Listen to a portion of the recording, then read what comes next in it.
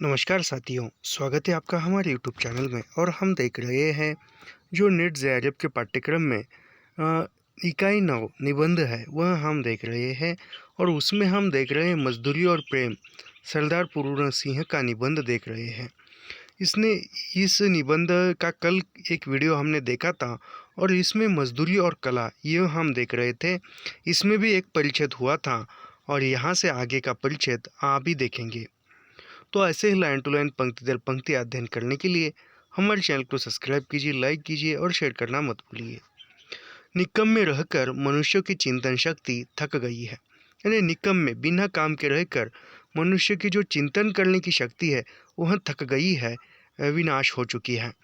बिस्तरों और आसनों पर सोते और बैठे बैठे मन के घोड़े हार गए हैं। सारा जीवन निचोड़ चुका है। यानी कुछ काम नहीं है, बैठे बैठे जो भी मन का जो उत्साह था वह सब कुछ उत्साह जो है वह सब कुछ थक गया है। स्वप्न पुराने हो चुके हैं। आजकल की कविता में नयापन नहीं है।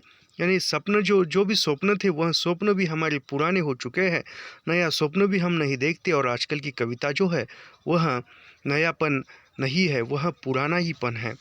उनमें पुराने ज़माने की कविता की पुनरावृत्ति मात्र है। यानी जो नई कविता जो लिख रहे हैं वह नई कविता लिख रहे हैं, वह पुरानी कविता की ही पुनरावृत्ति करके लिख रहे हैं। इस नवल में असल की पवित्रता और कुंवारेपन का अभाव है। आप तो एक नए प्रकार का कला कौशल्यपूर्ण संगीत साहित्य संसार में प्रचलित होने वाला है। यदि वह न प्रचलित हुआ तो मशीनों के पहियों के नीचे दबकर हमें मरा समझिए। यह नया साहित्य मजदूरों के हृदय से निकलेगा। यानी नया साहित्य का निर्माण कहाँ से होगा? तो मजदूरों के हृदय से नए साहित्य का निर्माण होगा।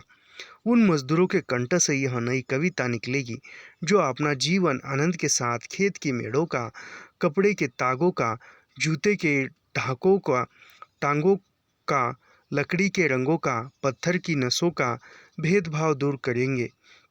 हाथ में कुल्हाड़ी, सिर पर टोकरी, नंगे सिर और नंगे पांव, धूल से लिपटे और कीचड़ से रंगे हुए ये बेजबान कवि जब जंगल में लकड़ी काटेंगे तब लकड़ी काटने का शब्द इनके असभ्य स्वरों से मिश्रित होकर वायुयान पर चढ़ दसों दिशाओं में ऐसा अद्भुत गान करेगा कि भविष्य के कलावंतों के लिए वह ध्रुपद और मल्हार का काम देगा।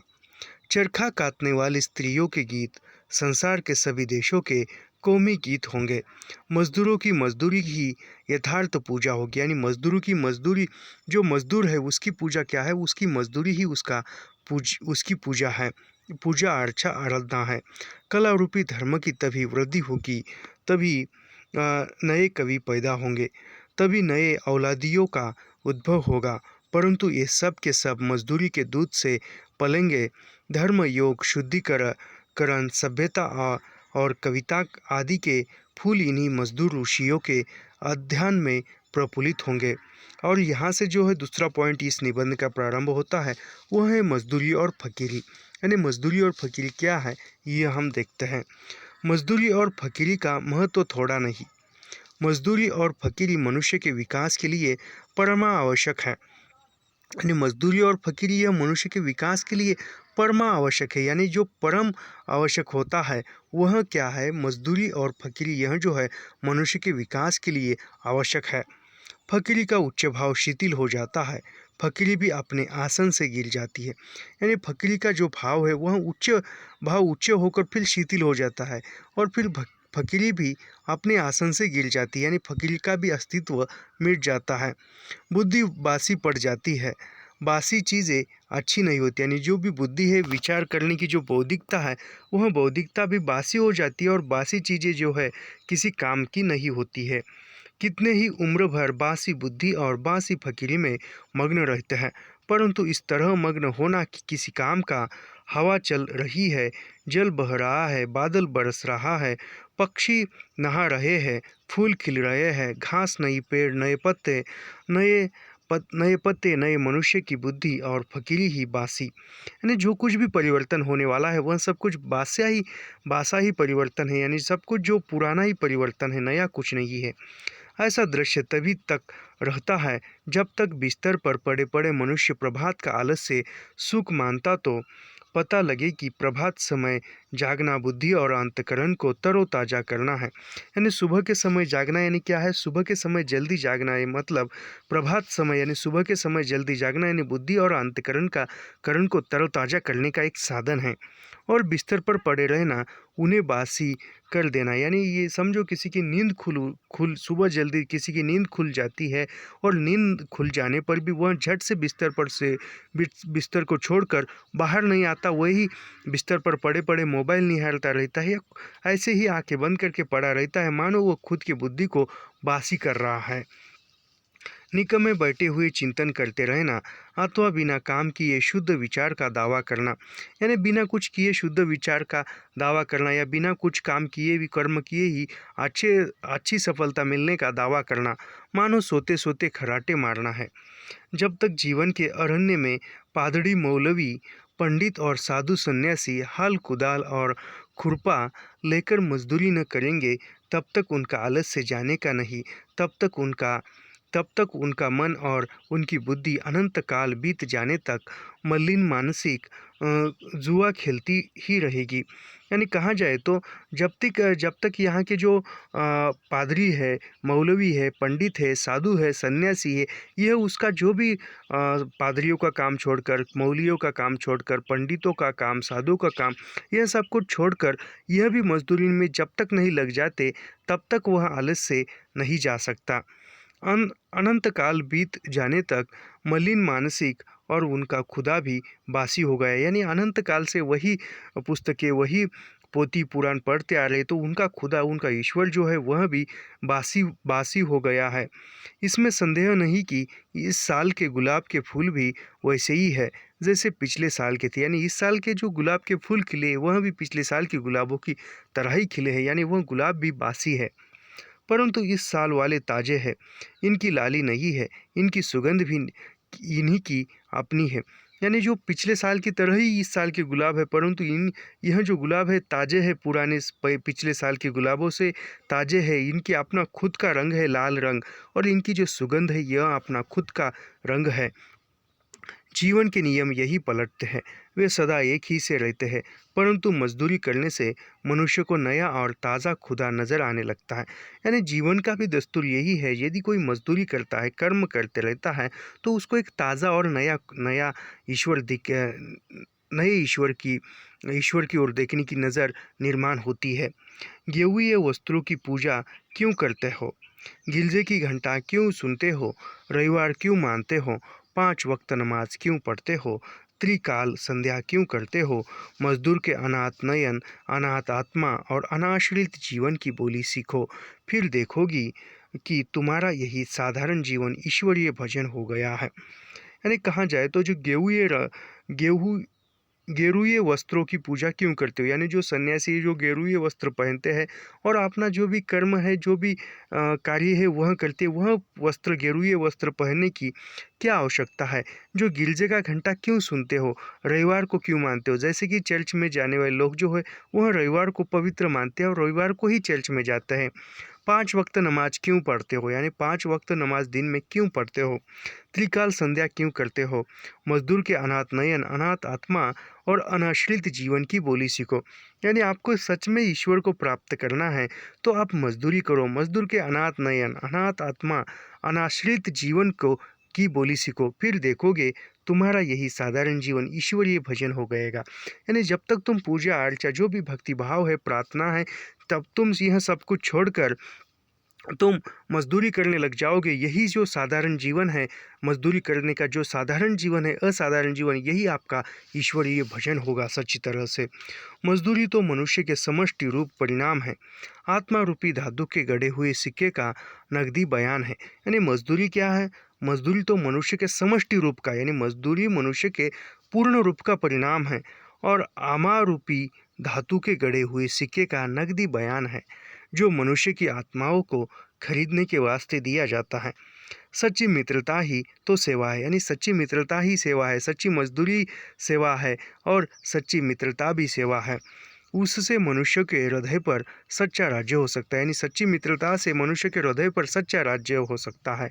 जाति पाति रूप रंग और नाम धाम तब तथा बाप दादे का नाम पूछे बिना ही अपने आप को किसी के हवाले कर देना प्रेम धर्म का तत्व है। यानी किसी की जाति पाति पूछे बिना, उसका नाम कुल न पूछे बिना उसको प्रेम धर्म निभाना, उसके साथ मित्रता करना, यही जो है यही प्रेम धर्म तत्व है। जिस समाज में इस तरह के प्रेम धर्म का राज्य होता है, उसका हर कोई हर किसी को बिना उसका काम धाम पूछे ही पहचानता है। क्योंकि पूछने वाले का कुल और उसकी जात वहाँ वही होती है जो उसकी जिससे कि वह मिलता है। वहाँ सब लोग एक ही माता पिता से पैदा हुए भाई बहन हैं। अपने ही भाई बहनों के माता पिता का नाम पूछना क्या पागलपन से कम समझा जा सकता है? यानी वह सब कुछ जो भी इंसान हो, जो हम सब कुछ भाई बहन हैं, एक साथ मिलकर रहते हैं, तो अपने ही माता पिता का नाम अपने ही भाई से पूछना ये क्या कोई कम समझदारी है? ऐसा वो लेखक कहते हैं। यह सारा संसार एक कुटुंबवत है। यानी एक सारा संसार जो है, सारा विश्व जो है एक परिवार है। लंगड़े लूले अंधे और बहरे उसी मौरूसी घर की छत के नीचे रहते हैं। यानी यह जो सारा संसार सारा विश्व जो है ये एक परिवार है, और उस परिवार में सभी लंगड़े लूले लपंगे और जो भी हो, सभी जो है एक ही छत के नीचे हम रहते हैं। यानी सबके सिर पर एक ही आकाश है, एक ही छत है, जिसकी छत के नीचे बलवान निरोगी और कुरूपवान कुटुंबी रहते हैं। बूढ़ों और पशुओं का पालन पोषण बुद्धिमान सबल और निरोगी ही तो करेंगे। यानी जो पशु प्राणियों का जो पोषण है बुद्धिमानी ही लोग करेंगे। आनंद और प्रेम की राजधानी का सिंहासन सदा से प्रेम और मजदूरी के ही कंधे पर रहता आया है। यानी आनंद और प्रेम की राजधानी का सिंहासन, यानी आनंद और प्रेम की राजधानी किसके कंधों पर टिकी हुई है? तो मजदूरी के कंधों पर, जो हाथ मजदूरी करते हैं उनके कंधों पर टिका हुआ जो सिंहासन है, वह सिंहासन आनंद और प्रेम का है। कामना सहित होकर भी मजदूरी निष्काम होती है, क्योंकि मजदूरी का बदला ही नहीं। यानी कामना सहित होकर, यानी किसी काम के साथ होकर भी मजदूरी जो है निष्काम होती है, क्योंकि मजदूरी का बदला ही नहीं। निष्काम कर्म करने के लिए जो उपदेश दिए जाते हैं उनमें अभावशील वस्तु सुभावपूर्ण मान ली जाती है। पृथ्वी अपने ही अक्ष पर दिन रात घूमती है। यानी पृथ्वी जो है अपने जो भी उसका चक्र है, जो भी परिक्रमा है, एक निश्चित मार्ग में करती है, और सूर्य के इर्द गिर्द घूमना सूर्यमंडल के साथ आकाश में एक सीधी लकीर पर चलना है। अंत में इसको गोल चक्कर खाना सदा ही सीधा लगता है। इसमें स्वार्थ का अभाव है। इसी तरह मनुष्य की विविध कामनाएं उसके जीवन को मानो अपने स्वार्थ रूपी धुरे पर चक्कर देती है, परंतु उसका जीवन अपना तो है ही नहीं, वह तो किसी आध्यात्मिक सूर्यमंडल के साथ ही चाल है। यानी जो मनुष्य जीवन जीता है वह उसका खुद का जीवन नहीं है, वह भी प्राकृतिक जीवन है। जिस प्रकार सूर्य की परिक्रमा पृथ्वी एक निश्चित परिमंडल में करती है, एक निश्चित मार्ग में करती है, उसी प्रकार इंसान जो है जीवन जीते समय एक निश्चित मार्ग पर ही चलकर जीवन जीता है, वह उसका खुद का जीवन नहीं होता। साथ ही चाल है, और अंततः यह चाल जीवन का परमार्थ रूप है। स्वार्थ का यहाँ भी अभाव है। जब स्वार्थ कोई वस्तु ही नहीं, तब निष्काम और कामनापूर्ण कर्म करना दोनों ही एक बात हुई। इसलिए मजदूरी और फकीरी का अन्य श्रम संबंध है। यानी मजदूरी और फकीरी का एक निकट का संबंध है। मजदूरी करना जीवन यात्रा का आध्यात्मिक नियम है। यानी मजदूरी करना किसका नियम है? एक मजदूरी करना यानी जीवन यात्रा का आध्यात्मिक नियम है। जो ऑन आर्क, यानी जो विद्वान है एक, उसका नाम है जो ऑन आर्क। जो ऑन आर्क की फकीरी और भेड़े चराना, डाल्स्टाय का त्याग और जूते गाड़ना, उमर खयाम का प्रसन्नतापूर्वक तंबू सीधे फिराना, खलीफा ऊपर का अपने रंगमहलों में चटाई आदि बुनना, ब्रह्मा ज्ञानी कबीर और रविदास का शूद्र होना, गुरु नानक और भगवान श्री कृष्ण का कुक पशुओं को लाठी लेकर हाँकना सच्ची फकीरी का अनमोल भूषण है। यानी सच्ची फकीरी का अनमोल भूषण क्या है, कहा जाए तो आज के दौर में कहा जाए तो जो भी आमिरी है उन सभी को, जो भी आमिरी है उस आमिरी का घमंड न कर एक सीधा साधा एक नेचुरली जीवन जीना ही यह भी एक सच्ची फकीरी कहलाती है। जिस प्रकार श्री कृष्ण के पास सब कुछ था, उन्होंने सब कुछ छोड़कर वहाँ जो है पशुओं को लाठी लेकर पशुओं को चराते थे, पशुओं को हाँकते थे। यह जो है यह एक सच्ची फकीरी का अनमोल भूषण है। अभी अगला जो बिंदु है इसी निबंध का, वह है समाज का पालन करने वाली दूध की धारा। अभी समाज का पालन करने वाली दूध की धारा क्या है, यह हम देखते हैं। एक दिन गुरु नानक यात्रा करते करते लालो नाम के एक बढ़ई के घर ठहरे। यानी गुरु नानक जो थे वहाँ घूम रहे थे, यात्रा कर रहे थे, और यात्रा करते करते वह एक दिन किसके घर में रुक जाते हैं, लालो नाम के एक बढ़ई के घर में ठहरते हैं, रुकते हैं। याद रखिए आजकल एनटीए सूक्ष्मता के साथ प्रश्न पूछ रहा है। तो यात्रा करते करते गुरु नानक किसके घर पर रुके थे, तो लालो नाम के एक बढ़ई के घर पे ठहरे थे। उस गांव का भागो नामक रईस बड़ा मालदार था। यानी उस गांव का जो एक भागो नामक व्यक्ति था और वो बड़ा रईस एवं संपत्तिवान था, धनवान था। उस दिन भागो के घर ब्रह्मभोज था। यानी उस दिन जो भागो था उसके घर में एक ब्रह्मभोज था। दूर दूर से साधु आए थे, यानी दूर दूर से भागो के घर साधु आए थे। गुरु नानक का आगमन सुनकर भागो ने उन्हें भी निमंत्रण भेजा। फिर गुरु नानक का आगमन सुनकर भागो ने गुरु नानक को भी आमंत्रित किया। गुरु ने भागो का अन्न खाने से इनकार कर दिया। फिर गुरु नानक ने जो है भागो के यहाँ जो भी ब्रह्म भोज था उस भोज में जाकर अन्न खाने से, प्राशन करने से इनकार कर दिया। इस बात पर भागो को बड़ा क्रोध है। फिर भागो जो है वह क्रोधित हुआ, क्योंकि वह पहले से ही रईस और बड़ा मालदार आदमी यानी पैसे वाला आदमी था। गुरुदेव ने उत्तर दिया। फिर पूछा उसने, भागो गुस्सा हुआ और फिर उसने गुरु नानक को बलपूर्वक पकड़ मंगाया और उसने पूछा। फिर गुरु नानक को उन्होंने अपनी शक्ति के आधार पर पकड़ा और पूछा कि आप मेरे यहाँ अन्न क्यों नहीं ग्रहण कर सकते, यानी आप मेरे ब्रह्म भोज में क्यों भोजन नहीं कर सकते।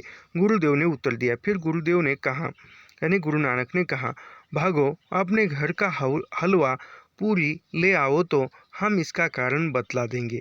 यानी वह कहते हैं गुरु नानक जी कि यदि आपका घर का जो भी ब्रह्म भोज में भोजन बना है, हलवा पूरी, वह आप यदि ले आओगे तो हम इसका कारण बता देंगे। वह हलवा पूरी लाया तो गुरु नानक ने लालो के घर से भी उसके मोटे अन्न की रोटी मंगवाई। यानी वह भागो जो है उसके जो भी ब्रह्म भोज में हलवा और पूरी बनाई थी वह लेकर आए। और फिर गुरु नानक ने जो लालो था हलवा पूरी मंगवाई और फिर लालो के घर से ही जो रोटी थी वह रोटी भी मोटे अन्न की रोटी मंगवाई। भागो की हलवा पूरी उन्होंने एक हाथ में और भाई लालो की मोटी रोटी दूसरे हाथ में लेकर दोनों को जो दबाया तो एक से लौहू टपका और दूसरे से दूध की धारा निकली। यानी वह गुरु नानक ने जो भागो की जो पुरिया थी, पुरिया और हलवा था वह एक हाथ में पकड़ा और लालो की रोटी जो मोटी रोटी थी वह एक हाथ में पकड़ी और दोनों को बलपूर्वक दबाया, लालो की रोटी को और भागो की पुरियों को। तो एक में से जो है लहू टपका और दूसरे में से दूध की धारा निकली। बाबा नानक का यही उपदेश हुआ, जो धारा भाई लालो की मोटी रोटी से निकली थी वही समाज का पालन करने वाली दूध की धारा है। यानी जो लालो की रोटी से जो दूध की धारा निकली थी वही समाज का पालन करने के लिए काम आने वाला दूध की धारा थी। यही धारा शिव जी की जटा से और यही धारा मजदूरों की उंगलियों से निकलती है। यानी वही जो पवित्र धारा है वह धारा शिव जी यानी जो महादेव जी के जटा से निकली हुई धारा थी और मजदूरों के उंगलियों से निकली हुई धारा थी। मजदूरी करने से हृदय पवित्र होता है, मजदूरी करने से हृदय पवित्र होता है। ये याद रखिए, यह पहले भी पंक्ति आ चुकी है। संकल्प दिव्य लोकांतर में विचारते हैं, हाथ की मजदूरी ही सच्चे ऐश्वर्य की उत्पत्ति होती है, यानी जो हाथ से मजदूरी की जाती है, किसी यंत्र या मशीन से न कर कर जो हाथ से मजदूरी करते हैं वही सच्चे ईश्वर की उन्नति, ऐश्वर्य उन्नति होती है। जापान में मैंने कन्याओं और स्त्रियों को ऐसी कलावती देखा देखा है कि वे रेशम के छोटे छोटे टुकड़ों को अपनी दस्तकारी की बदौलत हजारों की कीमत का बना देती है। यानी जो जापान में जो कन्या, जो स्त्रियां है, वह अपनी कला, हाथ से जो कलाकृति करती है, उस कलाकृति करके जो पुराने कपड़े, छोटे छोटे पुराने कपड़ों के टुकड़े होते हैं, उसको भी एक मूल्यवान हजारों रुपए में बिकने वाले कीमत की वस्तु बना देते हैं।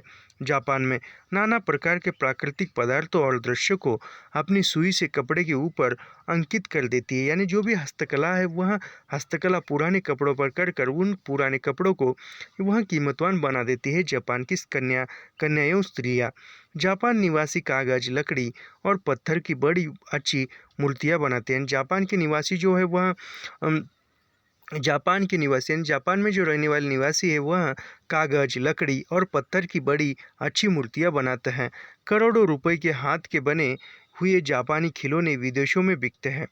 हाथ की बनी हुई जापानी चीज़ें मशीन से बनी हुई चीज़ों को मात करती है। यानी जो हाथ, जापान में जो हाथ से बनाई हुई चीज़ें हैं, वह मशीन से बनाई हुई चीज़ों से कई गुना अच्छी होती है और अच्छी बिकती है। संसार के सब बाज़ारों में उनकी बड़ी मांग रहती है। पश्चिमी देशों के लोग हाथ की बनी हुई जापान की अद्भुत वस्तुओं पर जान देते हैं। जो पाश्चिमात्य देशों के लोग हैं, वह लोग जापान की जो हस्तकला है, जो भी हाथ से बनाई हुई वस्तुओं पर वह जान न्यौछावर कर देते हैं। एक जापानी तत्वज्ञानी का कथन है कि हमारी 10 करोड़ उंगलियां सारे काम करती है। यानी एक जापान का जो विद्वान है, वह कहता है, तत्वज्ञानी, कि हमारी 10 करोड़ उंगलियां जो है सारे काम करती है। 10 करोड़ उंगलियां यानी जो सारे काम करती है, उन उंगलियों के ही बल से संभव है कि हम जगत को जीत ले। यानी उन उंगली, यानी मजदूरों के उन उंगलियों का मतलब है कि जो मजदूरों के उंगलियों के बल पर ही हम सारे जगत को, सारे विश्व को जीत ले या अपना बना ले।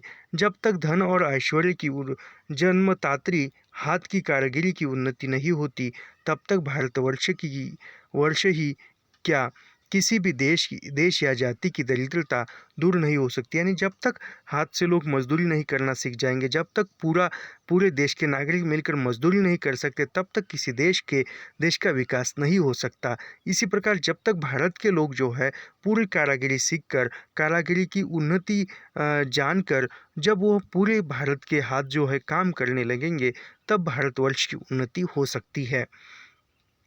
यदि भारत की 30 करोड़ नर नारियों की उंगलियां मिलाकर कारीगरी के काम करने लगे, तो उनकी मजदूरी की बदौलत कुबेर का महल उनके चरणों में आप आ गिरे। यानी यदि वो यह निबंध लिखा, तब उस समय भारत की जनता जो थी वह 30 करोड़ थी, और आप देखिए कितनी हो गई है, आप 40 करोड़ के ऊपर जा चुकी है, तो 40,000 करोड़ के ऊपर जा चुकी है। तो इतने सब जब पुरुष स्त्री सब मिलकर जो काम करने लगेंगे, मजदूरी करने लगेंगे, तो भारत में जो है कुबेर का खजाना निकल आएगा।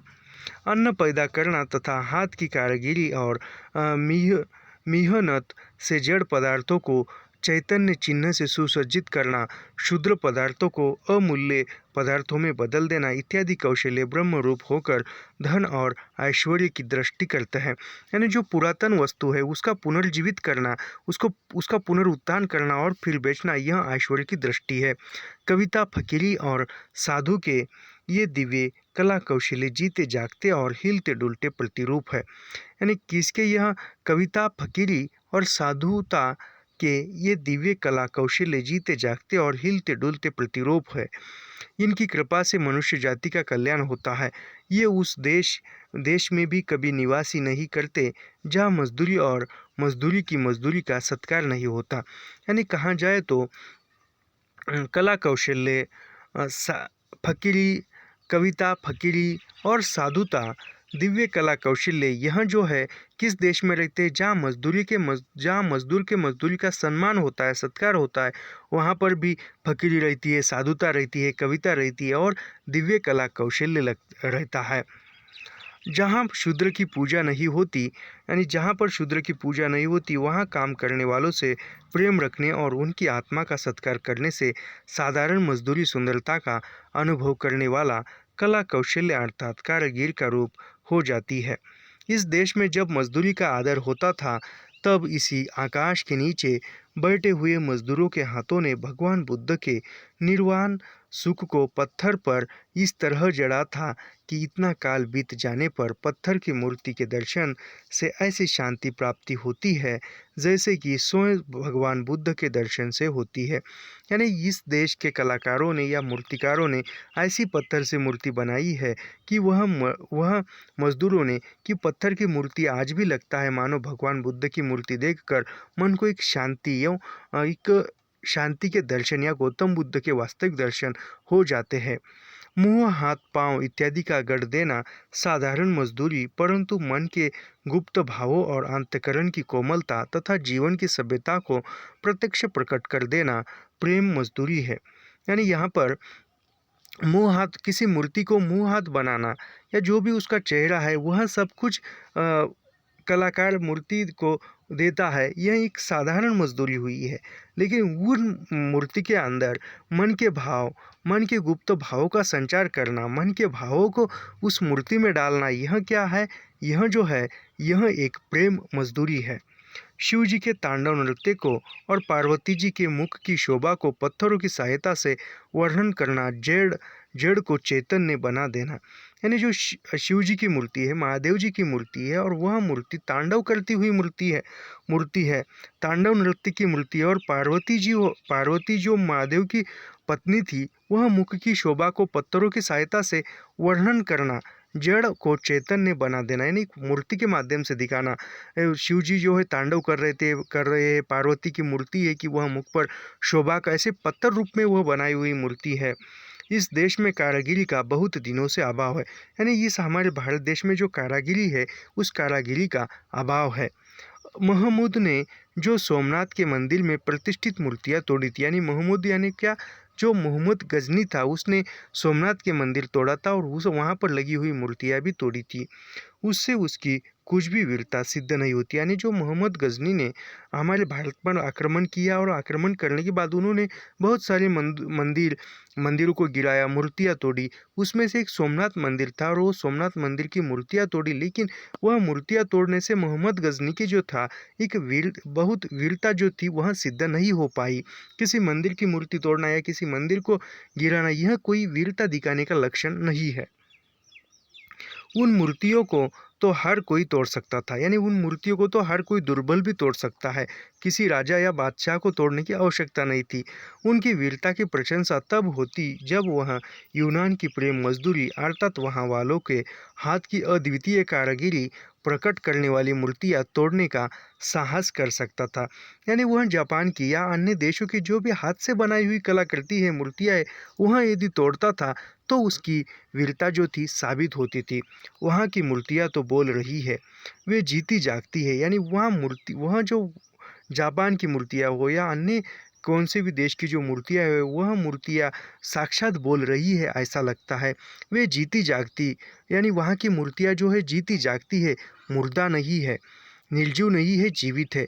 इस समय के देवस्थानों में स्थापित मूर्तियाँ देखकर अपने देश की आध्यात्मिक दुर्दशा पर लज्जा आती है। उससे तो यदि अनगढ़ पत्थर रख दिए जाते तो अधिक शोभा पाते। यानी आजकल की मूर्तियाँ को देखकर ऐसा लगता है कि हमारे जो भी आध्यात्मिक ज्ञान है, उस आध्यात्मिकता पर लज्जा आती है। और यहाँ उन मूर्तियों की जगह पर यदि एक साधारण सा पत्थर रख देते तो भी वह एक अच्छा दिखता, उसमें एक शोभा आती थी, यानी वो आकर्षित रूप देखता था। जब हमारे यहाँ के मजदूर, चित्रकार तथा लकड़ी और पत्थर पर काम करने वाले भूखों मरते हैं, तब हमारे मंदिरों की मूर्तियाँ कैसे सुंदर हो सकती है। देखिए कितना बड़ा यहाँ की व्यवस्था पर व्यंग किया है रचनाकार ने। यहाँ के मजदूर जो है, यहाँ के मजदूर भूखे रहते हैं, भूखे रहते हैं, उनको पेट को 2 वक्त के रोटी नहीं मिलती। तो यहाँ के जो चित्रकार है, वह लकड़ी और पत्थरों पर किस प्रकार एक वह बोलने वाली मूर्तियाँ कैसे रेखांकित करेंगे, कैसे वह कलाकृति करेंगे, क्योंकि उसको उनके पेट का प्रश्न जब तक नहीं मिटेगा तब तक वह अच्छी कलाकृति नहीं कर सकते। चाहे मजदूर हो या कोई भी इंसान हो, जब तक उसके पेट के लिए अच्छा भोजन नहीं मिलेगा, तब तक उसकी भूख की तृप्ति नहीं होगी, तब तक वह अच्छा कार्य नहीं कर सकता। ऐसे कारीगिर तो यहाँ शूद्र के नाम से पुकारे जाते हैं। याद रखिए, बिना शूद्र राजा के मूर्ति पूजा क्यों कृष्ण और शालिग्राम के छिचोरेपन से दरिद्रता को प्राप्त हो रहे हैं। यही कारण है जो आज हम जातीय दरिद्रता से पीड़ित है। यानी जातीय दरिद्रता से हम क्यों पीड़ित है? क्योंकि यहाँ के कारीगिर जो है वह शूद्र है और शूद्र होने के कारण उनको उनके पेट को एक उनकी भूख की तृप्ति नहीं हो सकती है। और याद रखिए, बिना शूद्र राजा की मूर्ति, यानी जो कोई शूद्र भी है, कोई शूद्र जब तक राजा की मूर्ति नहीं बनाता, मूर्ति पूजा केवल कृष्ण का और शालिग्राम के छिचोरेपन से दरिद्रता को प्राप्त हो रहा है। यही कारण है कि हम जातीयता की दरिद्रता से पीड़ित होते जा रहे हैं।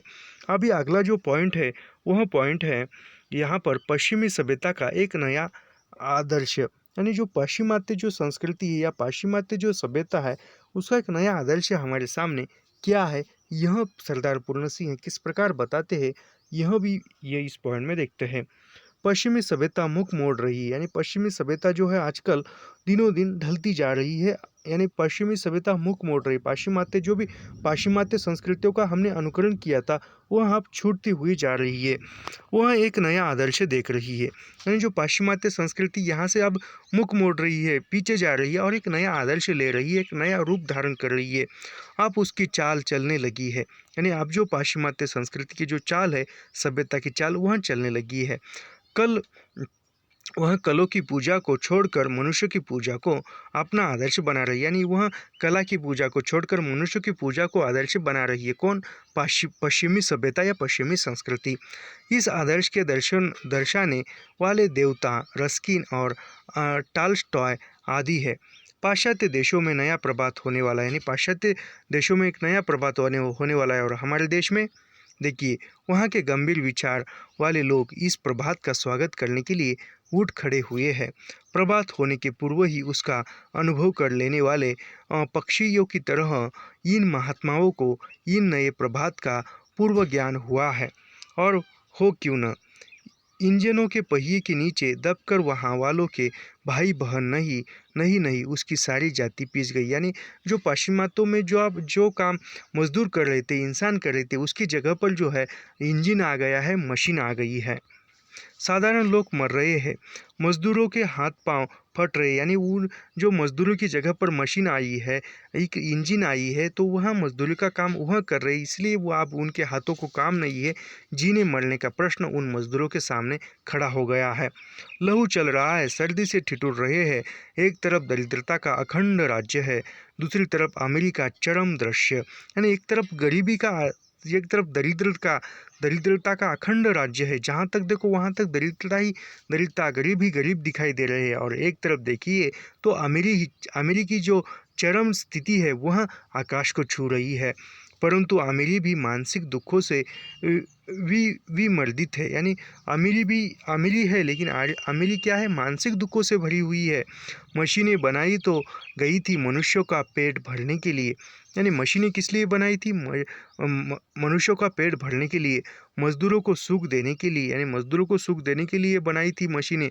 लेकिन वही मशीनें मजदूरों के पेट पर आकर बैठी है, यानी वो उन मशीन आने के वजह से बहुत सारे मजदूरों को मजदूरी नहीं मिल पाती। ऐसा समझिए, एक जगह पर 10 आदमी काम करते हैं और समझो एक बड़ा सा हॉल है, वह हॉल में पोछा लगाने के लिए 10 मजदूर लगते थे। और वहाँ उसी जगह पर 10 मजदूरों की जगह पर एक साफ सफाई करने की मशीन आ गई है और वह मशीन में सिर्फ एक आदमी काम कर रहा है, उस मशीन को चला रहा है। तो अन्य जो 9 व्यक्ति है उनके तो रोजगार चला गया, परंतु वे काली मशीनें ही काली बनकर उन्हीं मनुष्यों का भक्षण कर जाने दे लिए मुख खोल रही है। प्रभात होने पर ये काली बलाएं दूर होगी, मनुष्य के सौभाग्य का सूर्यास्त होगा। शोक का विषय है कि हमारे और अन्य पूर्वी देशों में लोगों को मजदूरी से लेश मात्र भी प्रेम नहीं है, यानी यह शोक का विषय है कि या जो भी पूरब के देश है उनमें मजदूरी के कोई श्लेष मात्र प्रेम नहीं, यानी मजदूरी को वो घृणा करते हैं। पर वे तैयारी कर रहे हैं पूर्वोक्त काली मशीनों का आलिंगन करने की। यानी वह भी पूर्व के देश है, वह भी पाश्चिमात्य की मशीनें ले रहे हैं। पश्चिम वालों के तो ये गले पड़ी हुई बहती नदी की काली कमली हो रही है। वे छोड़ना चाहते हैं परंतु काली कमली इसको उन्हें नहीं छोड़ती। यानी जो वह भी मशीन को छोड़ना चाहते हैं, लेकिन वह मशीन जो है उन्हें छोड़ नहीं पाती। इंजनों की वह मजदूरी किस काम की जो बच्चों, स्त्रियों और कारागीरों को ही भूखा नंगा रखती। यानी जो मशीन है, जो भी यंत्र है, वह यंत्रों की मजदूरी किस काम की जो स्त्रियों को, बच्चों को, कारागीरों को भूखा नंगा करती है। यानी मैंने अभी बताया कि जहाँ जिस जगह पर 10 आदमी काम कर रहे थे, अब उस जगह पर एक ही मशीन 10 आदमियों का काम कर रही है और एक जो मजदूर है उस मशीन को चलाता है। अन्य 9 व्यक्तियों को, 9 जो बाकी जो बचे हैं मजदूर है, उनको रोजगार कहाँ से मिलेगा। केवल सोने, चांदी, लोहे आदि धातुओं का ही पालन करती है। पश्चिम को विदित हो चुका है कि इनसे मनुष्य का दुख दिन पर दिन बढ़ता है। फिर पाश्चिमात्य देशों को भी पता चला कि हमने मशीनों का निर्माण किया और इससे जो है बेरोजगारी बढ़ती जा रही है, मनुष्य में दुख बढ़ता जा रहा है। भारतवर्ष जैसे दरिद्र देशों में मनुष्य के हाथों की मजदूरी के बदले कलों से काम लेना का डंका बजाना होगा। यानी भारत जैसे देशों में जो यंत्र की जगह पर मनुष्य को काम लगाना होगा। दरिद्र दरिद्र प्रजा और भी दरिद्र होकर मर जाएगी। यानी उस मशीनों की जगह पर यदि मनुष्य को काम न दिया जाए तो दरिद्र जनता जो है और भी दरिद्र हो जाएगी और उनके पेट को 2 वक्त की, 1 वक्त की रोटी नहीं मिलेगी और सारी जनता जो है दरिद्र होकर मर जाएगी। चेतन से चेतन की वृत्ति होती है। यानी चेतन से चेतन की वृत्ति होती है। मनुष्य को तो मनुष्य ही सुख दे सकता है। अभी देखिए, मनुष्य को मनुष्य ही सुख दे सकता है। परंपर की निष्कपट सेवा ही मनुष्य जाति का कल्याण हो सकता है। धन एकत्र करना तो मनुष्य जाति के आनंद मंगल का एक साधारण सा और महातुच्छ उपाय है। यानी धन का संचय करना, धन एकत्रित करना, पैसा कमाना और इस पैसे को बहुत सारा पैसा इकट्ठा करके रखना, यह क्या है? एक महातुच्छ उपाय है। धन की पूजा करना नास्तिकता है। यानी धन की पूजा करना नास्तिकता है, ईश्वर को भूल जाना है। धन की पूजा करना क्या है? एक नास्तिकता है और ईश्वर को भूल जाना है। अपने भाई बहनों तथा मानसिक सुख और कल्याण के देने वालों को मारकर अपने सुख के लिए शारीरिक राज्य की इच्छा करना है। जिस डाल पर बैठे हैं उसी डाल को सोई ही कुल्हाड़ी से काटना है। यानी कहा जाए तो जिस डाली पर बैठे हैं, जिस पेड़ के टहनी पर बैठे हैं और उसी टहनी को हम काट रहे हैं। जैसे एक शेक्सपियर की कथा थी, उसी प्रकार अपने प्रियजनों से रहित राज्य किस काम का। यानी सब कुछ अपने ही है, सब कुछ अपने ही है और वह अपने प्रियजनों से, अपने चाहने वालों का राज्य किस काम का है। प्यारी मनुष्य जाति का सुख ही जगत के मंगल का मूल साधन है। यानी मंगल का मूल साधन क्या है? प्यारी मनुष्य जाति का सुख। बिना उसके सुख के अन्य सारे उपाय निष्फल है। धन की पूजा से ऐश्वर्य, तेज, बल और पराक्रम नहीं प्राप्त होता है। यानी धन की पूजा करने से ऐश्वर्य, तेज, बल, पराक्रम प्राप्त नहीं होता। धन की पूजा करने से चैतन्य आत्मा की पूजा से ही ये पदार्थ प्राप्त होते। यानी चैतन्य आत्मा की पूजा करने से कौन से पदार्थ प्राप्त होते हैं? ऐश्वर्य, तेज, बल, पराक्रम एवं बुद्धिमत्ता, यह सब कुछ जो है वह चैतन्य आत्मा की पूजा करने से प्राप्त होता है। चैतन्य प्रजा ही मनुष्य के प्रेममय हृदय, निष्कपट मन और मित्रतापूर्ण नेत्रों से निकल कर बहती है। तब वही जगत में सुख के खेतों को हरा भरा और प्रफुल्लित करती है और वही उनमें फल बीज लगाती है। आओ यदि हो सके तो टोकरी उठाकर कुदाली हाथ में ले मिट्टी खोदे और अपने हाथ से अपने प्याले बनाए। यानी अपने हाथ से अपने प्याले बनाए, यानी खुद मजदूरी करे, खुद की जो चीज़ें हैं वह चीज़ें खुद बनाए। फिर एक एक प्याला घर घर में, कुटिया कुटिया में रख आवे और सब लोग उसी में मजदूरी का प्रेमामृत पान करे। और यहाँ पर जो है निबंध समाप्त होता है और आखिरी जो है एक शेर है। मैं रीत आशिकों की तन मन निसार करना, रोना सीतम उठाना और उनको प्यार करना, रोना सीतम उठाना और उनको प्यार करना। यहाँ पर जो है मजदूरी और प्रेम, यह जो है निबंध समाप्त होता है। मिलते हैं नेक्स्ट वीडियो में। धन्यवाद। ऐसे ही लाइन टू लाइन अध्ययन करने के लिए हमारे चैनल को सब्सक्राइब कीजिए, लाइक कीजिए और शेयर करना मत भूलिए। मिलते हैं नेक्स्ट वीडियो में। धन्यवाद।